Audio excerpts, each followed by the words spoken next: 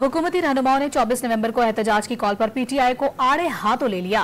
तलाल चौधरी ने दावा किया है कि पीटीआई 24 नवंबर के एहतजाज के बाद फिर भी पकड़े जाएगी, लेकिन अब माफ नहीं करेंगे। आजमा बुखारी ने मुजाहिरीन के साथ दहशतगर्दों जैसा सलूक करने का इंतिया भी दे दिया। उधर इस्लामाबाद में दफा 144 की मुद्दत खत्म होते ही 2 माह के लिए फिर से पाबंदियां आयद कर दी गईं।